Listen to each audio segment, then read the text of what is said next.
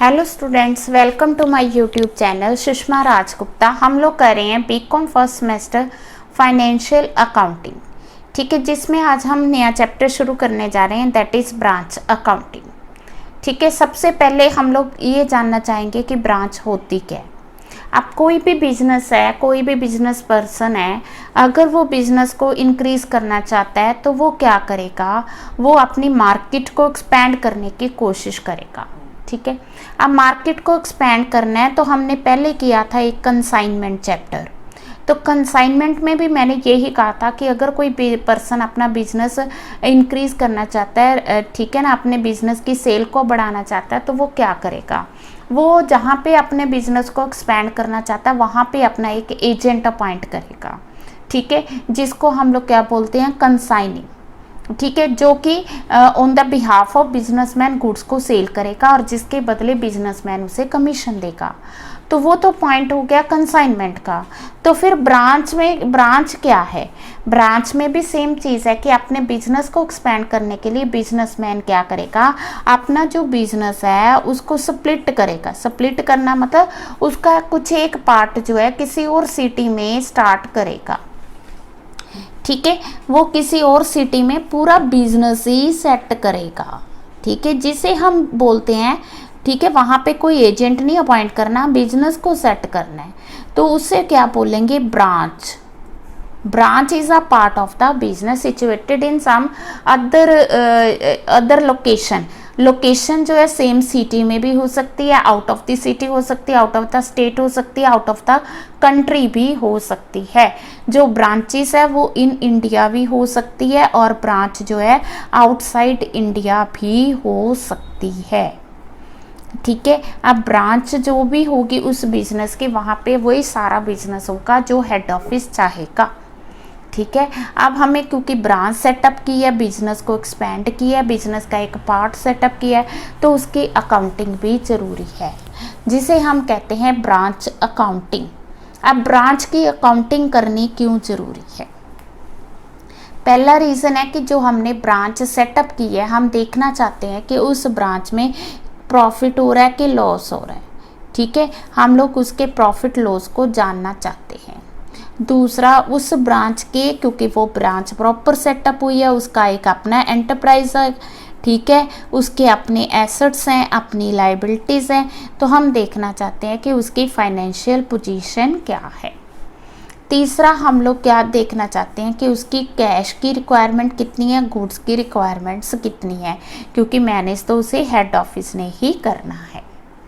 Then हम लोग वहाँ पे जो मैनेजर है, वहाँ पे जो ब्रांच हमने सेटअप की है, ब्रांच का हमने मैनेजर अपॉइंट किया होगा, उस ब्रांच मैनेजर के को हमने कमीशन देनी है। हम उसे क्या कहते हैं कि आप सेल जो है उसको प्रमोट करो, जितनी आप सेल ज़्यादा करोगे उतनी हम कमीशन आपको ज़्यादा देंगे। अब हमने उसकी कमीशन लेनी है। कमीशन किसके बेस पे होगी, या तो on the basis of sales होगी या ऑन बेसिस ऑफ प्रॉफिट्स होगी। तो हमें प्रॉफिट एंड लॉस जानने की ज़रूरत है, जिसके लिए हम क्या कर रहे हैं, ब्रांच अकाउंटिंग करते हैं। इसके अलावा हमने सजेशंस देनी है कि क्या ब्रांच को कंटिन्यू करना चाहिए, बंद करना चाहिए, या कोई एक और ब्रांच जो है वो सेटअप होनी चाहिए। तो इस तरह से हमने सजेशंस देनी है। तो सजेशंस के लिए क्या ज़रूरी है, अकाउंट्स तैयार करेंगे, हमें पता होगा प्रॉफिट्स का, हमें फाइनेंशियल पोजीशन का पता होगा, तभी हम इसकी सजेशंस दे सकते हैं। ठीक है, अब जो ब्रांचेस है वो दो तरह की हैं। एक है कि जो ब्रांचेस अपने अकाउंट्स खुद मेंटेन नहीं करती हैं, दूसरी वो जो full system of accounting maintain करती हैं। तो सबसे पहले हम करेंगे वो ब्रांचेस जो कि अपना full system of accounting maintain नहीं करती हैं। हाँ जी, वो ब्रांचेस जो अपना full system of accounting maintain नहीं करती हैं, ये ब्रांचेस सिर्फ वही चीज़ों को सेल करेंगी जो उनको हेड ऑफिस से रिसीव होंगी। जो चीज़ें उनको हेड ऑफिस से मिलेंगी उन्हीं चीज़ों को आगे सेल करेंगी। ये ना तो खुद गुड्स को परचेज करेंगी, ना ही मैन्युफैक्चर करेंगी। ठीक है, जो हेड ऑफिस ने इनको गुड्स सेंड किए हैं सिर्फ उन्हीं को सेल करना है। ठीक है। और जो गुड्स हेड ऑफिस इनको सेंड कर रहा है वो गुड्स एट कॉस्ट भी हो सकती हैं और इनवॉइस भी हो सकती हैं। इनवॉइस प्राइस हमने कंसाइनमेंट में किया था कि जो कॉस्ट से कुछ ज़्यादा पे गुड्स सेंड की जाती हैं, क्योंकि यहाँ भी हेड ऑफिस जो है ब्रांच मैनेजर से अपने प्रॉफिट को छिपाना चाहता है, तो वो कुछ जो चीज़ें सेंड कर रहा है वो कॉस्ट पे भी हो सकती हैं और कॉस्ट प्लस प्रॉफिट पे भी हो सकती हैं। कॉस्ट प्लस प्रॉफिट को हम क्या कहते हैं? इनवॉइस कहते हैं। क्योंकि हेड ऑफिस सारे अकाउंट्स मेंटेन कर रहा है तो जो भी एक्सपेंसेस है सारे के सारे हेड ऑफिस खुद पे करेगा, ठीक है। बट जो पेटी एक्सपेंसेस होंगे ना, छोटे मोटे एक्सपेंसेस होंगे, वो ब्रांच मैनेजर आउट ऑफ पेटी कैश पे करेगा। पेटी कैश मेंटेन किया जाएगा, उसमें से पेटी एक्सपेंसेस पे किए जाएंगे। अब ब्रांच को जो कैश मिला है, अब ब्रांच खर्चा खुद नहीं कर रही है, गुड्स परचेज नहीं कर रही है, हेड ऑफिस से गुड्स परचेज कर रहा है, हेड ऑफिस से एक्सपेंसेस बेयर कर रहा है, तो जो कैश रिसीव होगा वो ब्रांच फिर क्यों रखेगी? वो जितना भी उसको कैश रिसीव होगा, सेल से होगा या डेटर से होगा, वो सारे का सारा हेड ऑफिस को रिमिट कर देगी। रिमिट करना मतलब वापस भेजना, उसको ही वापस भेज देगी, समझ के। क्योंकि ब्रांच ने खुद कोई खर्चा नहीं करना, कोई एसेट नहीं परचेज करना, कोई गुड्स नहीं परचेज करनी, सिर्फ पेटी एक्सपेंस करने हैं, तो वो जितना भी कैश रिसीव होगा सारे का सारा हेड ऑफिस को रिमिट कर देगी, ठीक है।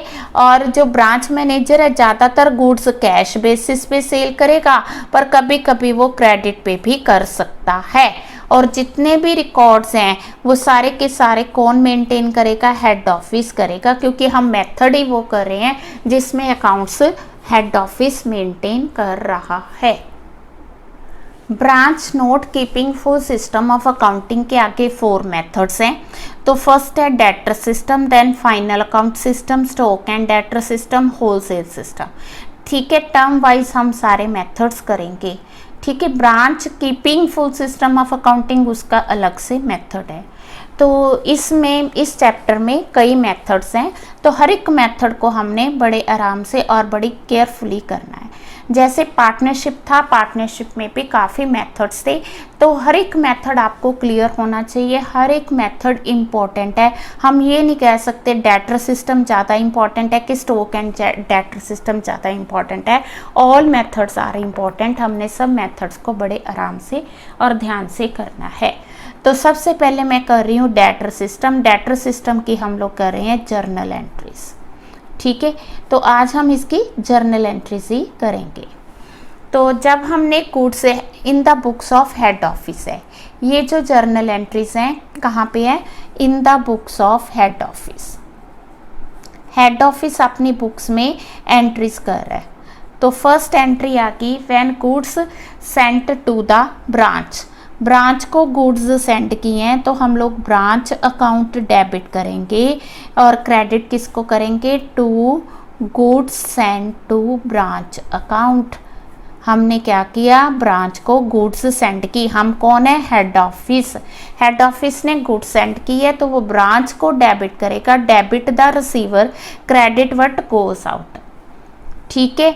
अब हुआ क्या कि कुछ गुड्स जो हैं ब्रांच ने रिटर्न कर दी हैं। जब हमने सेंड की तो branch to goods sent on branch, तो अब वापस आ गई हैं goods sent to branch account, debit to branch account. तो हम क्या करेंगे? रिवर्स एंट्री डाल देंगे। ब्रांच को डेबिट किया, क्रेडिट कर देंगे, इसको क्रेडिट किया, डेबिट कर देंगे। कब?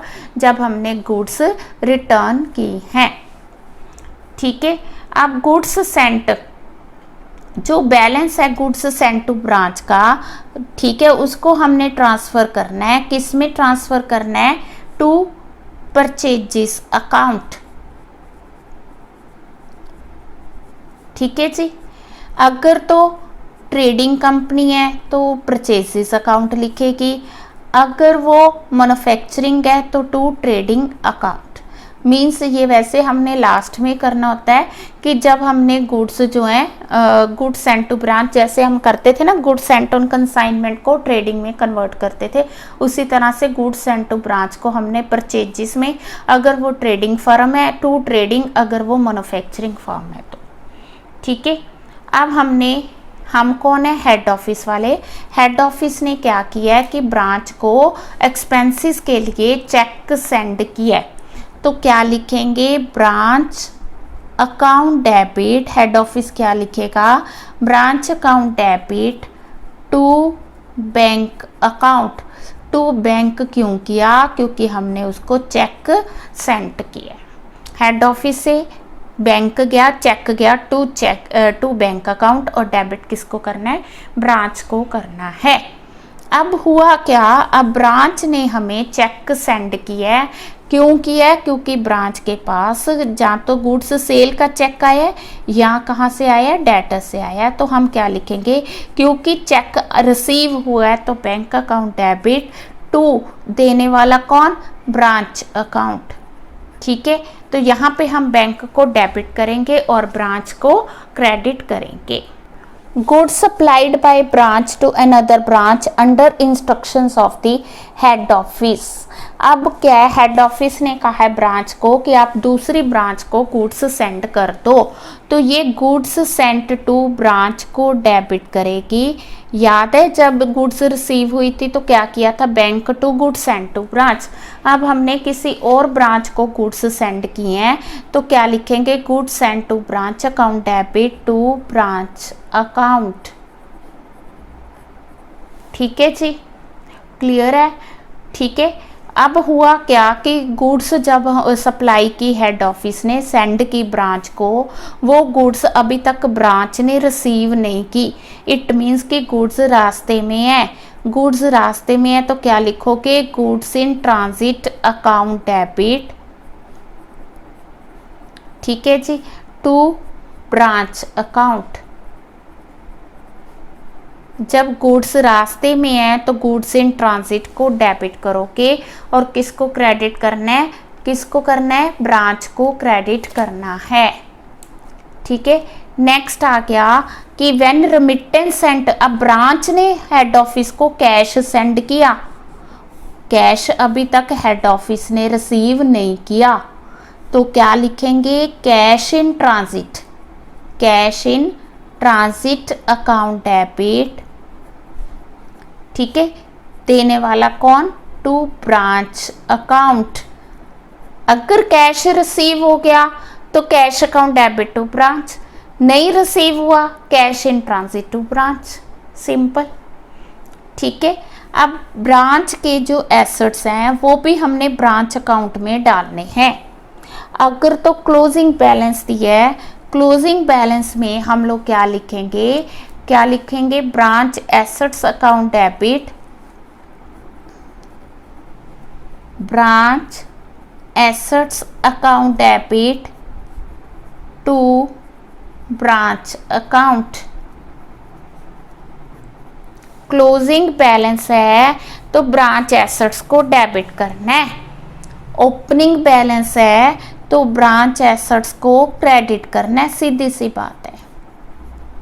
To branch assets account. ठीक है जी, जब हम ब्रांच अकाउंट बनाएंगे ना, आप देखना, तो ब्रांच अकाउंट में ओपनिंग बैलेंस है ना, ओपनिंग बैलेंस है तो यहाँ पे हम लिखेंगे टू ब्रांच एसेट्स। हमने क्या किया, branch account debit to branch assets, means opening balance of asset हमने डेबिट साइड डालना है और क्लोजिंग जो है बैलेंस वो क्रेडिट साइड डालना है। ठीक है, तो अगर हमने एंट्री डालनी है तो क्या डालनी है, ओपनिंग की branch to branch assets, closing की branch assets to branch account. ठीक है, अब अगर ओपनिंग बैलेंस हमने टू ब्रांच एसेट्स डाला है तो लाइबिलिटीज किस साइड आएंगी, by branch liabilities.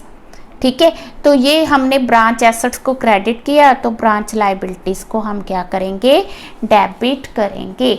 Branch liabilities account debit to branch account. समझ के, ब्रांच एसेट्स को एंट्री क्या आएगी, branch to branch assets, liabilities की ब्रांच लाइबिलिटी टू ब्रांच। तो लेजर को ध्यान में रखना है, जर्नल को रखना है, वो आप भी, आपको जर्नल इजी लगती है आप जर्नल से लेजर तैयार कर सकते हो, लेजर इजी लगती है लेजर से जर्नल कर सकते हो। ये जो मैंने एंट्री डाली है ओपनिंग बैलेंस की, क्योंकि ये ओपनिंग ले रही हूँ ना मैं, ये भी ओपनिंग की ले रही हूँ, ठीक है जी। हाँ जी, क्लोजिंग बैलेंस की एंट्री आएगी ब्रांच, रिवर्स एंट्री आ जाएगी branch account debit to branch liabilities, ठीक है। तो ब्रांच अकाउंट जब हम बनाएंगे in the books of head office, तो इस side opening balance of assets आएगा और इस side opening balance of liabilities आएगा, ठीक है। क्लोजिंग बैलेंस ऑफ लाइबिलिटी इस साइड आएगा। तो क्या एंट्री आएगी, branch account debit to branch liability, और क्लोजिंग बैलेंस ऑफ एसेट इस साइड आएगा। ये चारों एंट्रीज याद रखो, बस opening balance of business asset याद रखो कि opening balance of asset debit side आएगा, तो ऑब्वियस है कि क्लोजिंग क्रेडिट साइड आएगा। अगर ये ओपनिंग डेबिट साइड है तो ये ओपनिंग क्रेडिट आएगा, ये क्रेडिट है तो ये डेबिट आएगा। चार एंट्रीज आपकी बड़े आराम से लर्न हो जाएंगी। और अगर प्रॉफिट हुआ तो branch account debit to branch P&L account, ठीक है। लॉस है तो रिवर्स एंट्री आएगी, रिवर्स एंट्री क्या आएगी, branch P&L account debit to branch account, ठीक है जी। तो इस तरह से अंडर डेटर सिस्टम तो हम इस तरह से मतलब कि ब्रांच अकाउंट बनाएंगे, ठीक है।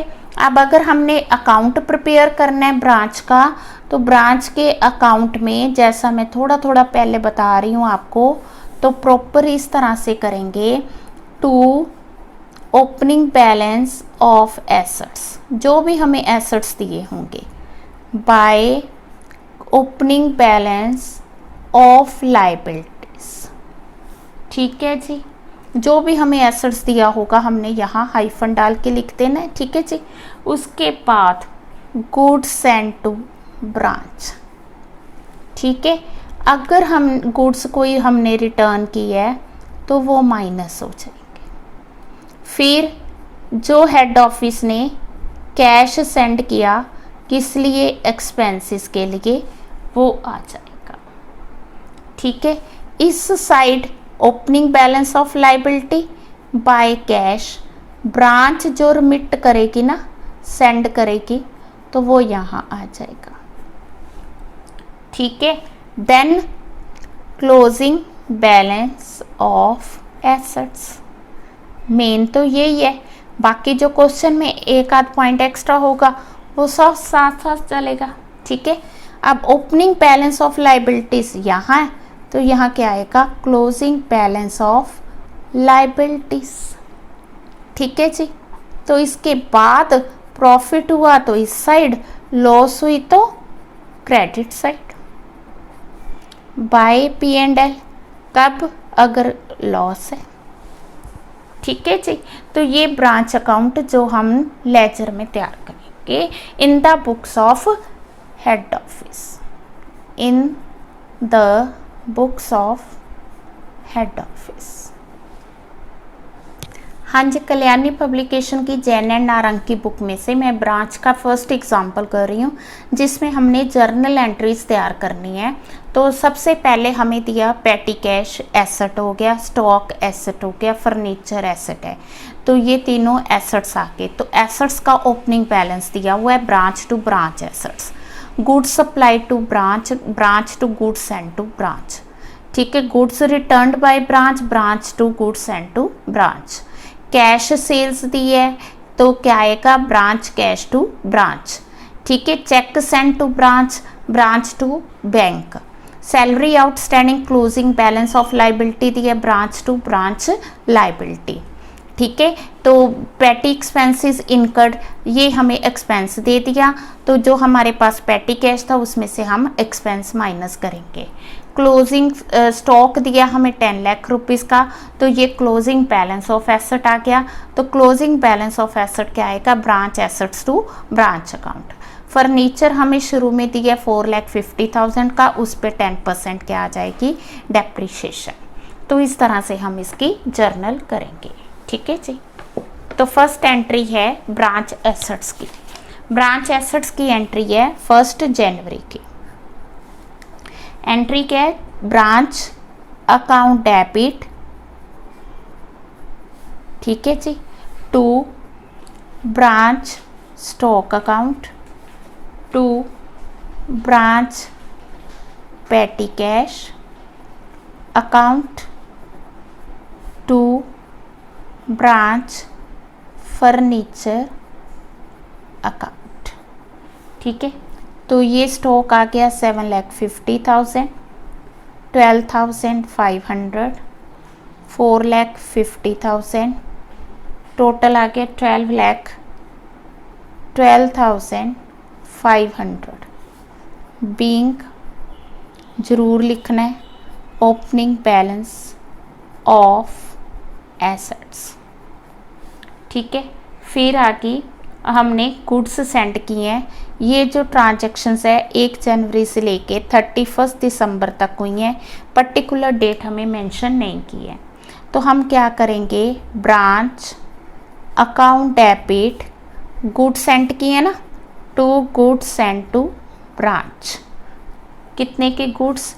37,75,000, 37,75,000। क्लियर है? उसके बाद being goods send to branch. ठीक है, देन आ गया हमारे पास थर्ड एंट्री 31 दिसंबर की, रिटर्न की। रिटर्न भी किए ना goods send to branch account debit to branch account. हाँ जी, कितने के गुड्स रिटर्न किए? 25,000। Being goods returned by branch. ठीक है जी, उसके बाद क्या हुआ, हमने चेक सेंड किया है branch account debit to bank account. Head office ने 3,25,000 का चेक सेंड किया। Being expense paid by head office. ठीक है, अब हुआ क्या, अब ब्रांच ने गुड्स सेल की तो ब्रांच ने भी चेक सेंड किया है bank account debit to branch account. हाँ जी, 52,50,000। Being cash remitted by branch. हाँ जी, हमें दिए आउटस्टैंडिंग सैलरी, तो एंट्री आएगी branch account debit to outstanding salary because it is a closing balance of liability. ठीक है जी, अब इसके बाद क्या हुआ कि हमने एसेट्स का क्लोजिंग बैलेंस लिखना है 31 दिसंबर को। ठीक है, branch stock account debit, branch stock हमें दिया हुआ है कितने का? 10 लाख रुपीज़ का। ठीक है, branch petty cash account debit. ठीक है, then branch furniture account debit to branch account. ठीक है, हाँ जी, हमें ब्रांच का जो पेटी कैश है वो दिया है ओपनिंग बैलेंस 12,500। फिर हेड ऑफिस ने पैसा सेंड किया 75,000। देखो 12,500 हमारे पास शुरू में था, फिर हमारे पास कैश आया 75,000, टोटल हो गया 87,500, जिसमें से 67,000 हमने एक्सपेंस कर दिया, ठीक है ना। तो इसमें से जो बच गया पेटी कैश दैट इज 20,000। तो हम लोग क्या करेंगे, 20,000 जो है पेटी कैश का बैलेंस लेंगे, समझ के। ओपनिंग बैलेंस प्लस जो कैश और आ गया किसका, पेटी कैश का, माइनस जो हमने खर्च कर दिया, जो बच गया वो एसेट हो गया। इसी तरह से फर्नीचर शुरू में था 4,50,000 का, ठीक है जी।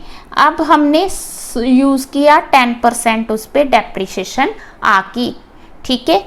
और ये भी देखना आपने डेट कब शुरू की है ब्रांच और कितनी देर चली है, पूरा साल चली है।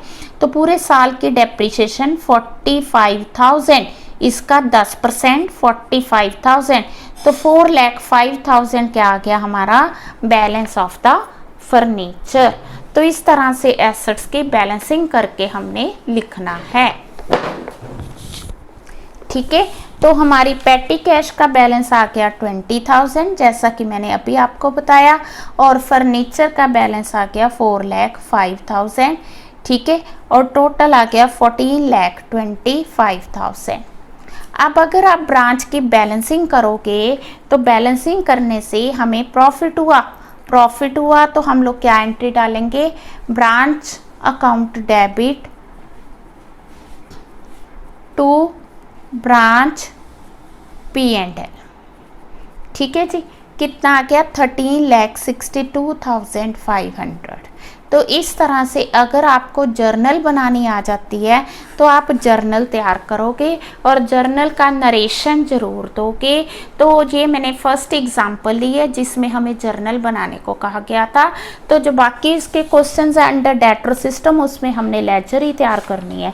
तो नेक्स्ट वीडियो में हम लोग इसकी लेजर तैयार करनी शुरू करेंगे, branch account in the books of head office, ठीक है जी। तो सारे चैप्टर को कवर करेंगे, आपने सारी वीडियोस देखनी है। अगर चैनल को अभी तक नहीं सब्सक्राइब किया तो प्लीज़ चैनल को सब्सक्राइब करें, वीडियोस को लाइक करें। Thank you.